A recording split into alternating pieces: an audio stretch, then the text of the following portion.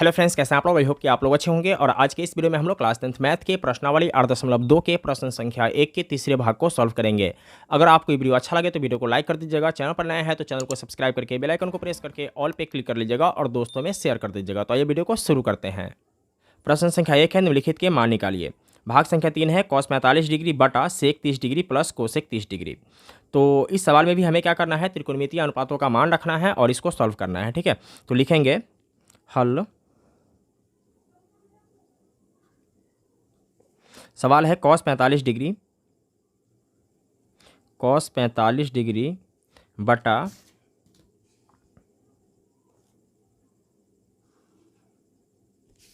sec 30 degree plus cosec 30 degree. ठीक है, तो यहाँ हमें मान रखना है cos 45 डिग्री का। देख लेते हैं कितना है। cos 45 डिग्री कितना है, 1/√2। तो यहाँ लिखेंगे 1/√2। ठीक है, फिर क्या करना है, बटा देना है। तो ये हमने बटा दे दिया। sec 30 डिग्री कितना है, sec 30 डिग्री कितना है, 2/√3। तो यहाँ लिखेंगे 2/√3, प्लस है तो प्लस देंगे। इसके बाद कोसेक 30 डिग्री, देखिए यहाँ कोसेक और 30 डिग्री कितना है, 2। तो यहाँ लिखेंगे 2। ठीक है, इसके नीचे आप 1 मान सकते हैं, कोई दिक्कत नहीं है। ठीक है, इसके बाद इसको क्या करना है, आगे बढ़ाना है। तो ऊपर का काम ऊपर करेंगे और नीचे का काम नीचे करेंगे। तो ऊपर वाले को जैसे है वैसे ही लिख लेते हैं, 1/√2। तो 1/√2। ठीक है, और इसको क्या करना है, बटा का जोड़ बनाना है। तो √3 और 1 का लघुत्तम निकालेंगे, कितना होगा, √3 ही होगा। तो यहाँ लिखेंगे √3। ठीक है, √3 में √3 से भाग देंगे तो भाग आएगा 1। 2 से गुना करेंगे तो 2 एकम 2, तो ये हो जाएगा 2। ठीक है, प्लस है तो प्लस देंगे। इसके बाद √3 में 1 से भाग देंगे तो √3 आएगा और 2 से गुना करेंगे तो ये हो जाएगा 2/3। क्या हो जाएगा, 2/3। ठीक है, इसके बाद देखिए ये भाग का चिन्ह है। ठीक है, अब हमें क्या करना है, इसको गुना बनाना है। तो 1/√2 जैसे है वैसे ही लिखेंगे। ठीक है, और भाग का चिन्ह है तो गुना का चिन्ह देंगे। नीचे वाले संख्या को ऊपर कर देंगे और ऊपर वाले संख्या को नीचे कर देंगे। तो √3 ऊपर चला जाएगा, √3 ऊपर चला जाएगा और ये वाला आ जाएगा नीचे। अब यहाँ पर आपको समझना ये है कि 2/3 बाद में है और यहाँ 2 पहले है। ठीक है, तो इसको भी हम पहले लिख सकते हैं, क्योंकि आप 2 में 3 जोड़िए या 3 में 2 जोड़िए, कोई फ़र्क नहीं पड़ता है, 5 ही हो जाएगा, है ना। तो 2/3 को पहले लिखेंगे, 2/3 और प्लस का 2।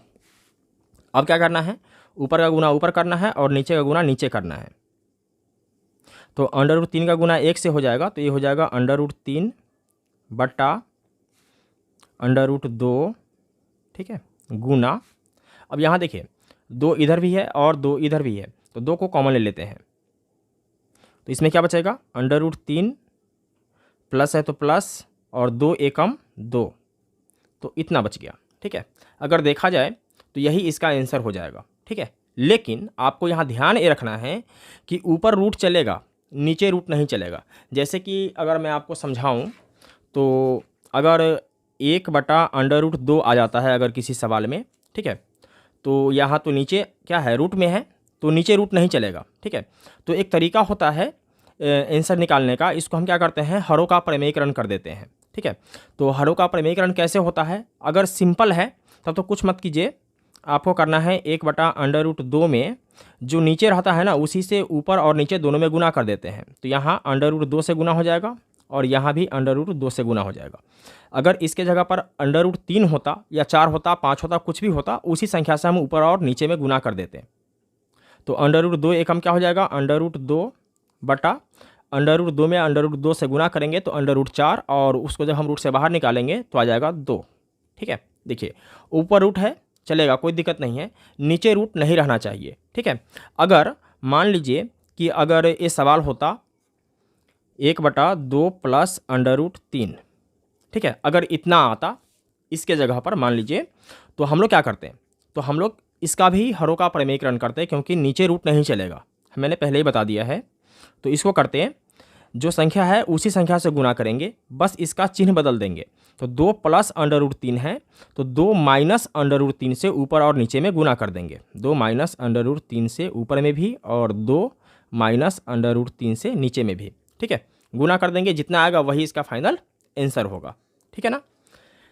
चलिए अब इसको समझिए, यहाँ क्या है, तो √3 प्लस का 1 है, तो हम लोग क्या करेंगे, ऊपर और नीचे दोनों में √3 माइनस 1 से गुना करेंगे, ठीक है। क्यों करेंगे, क्योंकि इसको बोलते हैं हरों का प्रमेयीकरण करना, और जब आंसर नहीं आता है तब हम लोग ऐसा करते हैं, ठीक है। तो हम लोग यहीं पे गुना कर देते हैं, √3 माइनस का 1 और √3 माइनस का 1, ठीक है, सेम यही संख्या है, बस चिन्ह को बदल देना है। अब देखिए √3 में जब हम लोग √3 से गुना करेंगे तो कितना होगा, √9, और उसको जब हम रूट से बाहर निकालेंगे तो क्या आएगा, 3 आएगा, ठीक है। फिर इसका गुना 1 से होगा, तो √3 में 1 से गुना करेंगे तो ये हो जाएगा √3, बटा है तो बटा देंगे, ठीक है।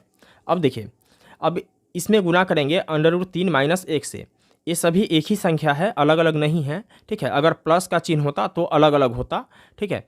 तो हम लोग क्या करेंगे, इसमें गुना कर लेते हैं इससे, ठीक है, √3 प्लस का 1 और √3 माइनस का 1, √3 प्लस का 1 में गुना करेंगे √3 माइनस का 1 से। तो यहाँ पर आप सिंपल देखिए कि ए क्या है, प्लस में है और ए है माइनस में, तो यहाँ a plus b into a minus b के रूप का है, तो डायरेक्ट फॉर्मूला लगाते हैं a² माइनस b² का, तो ये हो जाएगा a² माइनस b², ठीक है। स्क्वायर से रूट हटेगा, क्या बचेगा 3, माइनस 1 का स्क्वायर करेंगे 1 होगा, 3 में से 1 को माइनस करेंगे क्या आएगा, 2 आएगा। तो यहाँ क्या हो जाएगा, √2 गुने इसका गुना क्या हुआ 2, तो यहाँ लिखेंगे 2। अब देखिए इसको हम जब आगे बढ़ाएंगे तो ये हो जाएगा 3 माइनस √3 बटा 2 दूना 4 √2। अब देखिए फिर रूट में आ गया, नीचे रूट में नहीं होना चाहिए। फिर हम लोग क्या करेंगे, √2 से ऊपर भी गुना करेंगे और √2 से नीचे भी गुना करेंगे, ठीक है। तो √2 से ऊपर गुना करेंगे और √2 से नीचे गुना करेंगे, और यहाँ आप लिख सकते हैं हरों का प्रमेयीकरण करने पर, हरों का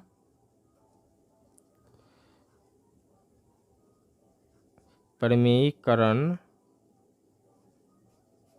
करने पर,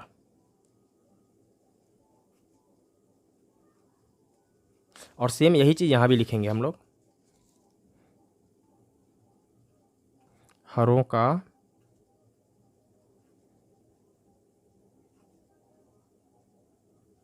प्रमेयीकरण करने पर, ठीक है।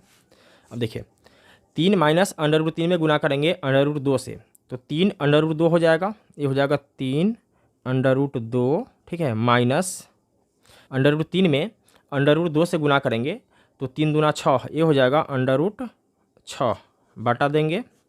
इसके बाद √2 से इसमें गुना करेंगे तो 4 गुने √2 से √2 में गुना होगा तो √4 होगा, और जब उसको हम रूट से बाहर निकालेंगे तो क्या होगा 2, फाइनली आ जाएगा 3 √2 माइनस √6 बटा 4 दूना 8, और यही क्या हो जाएगा, इसका आंसर हो जाएगा।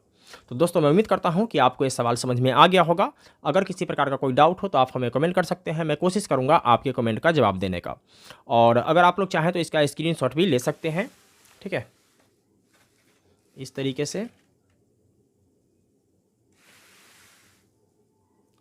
दूसरा और ये रहा तीसरा।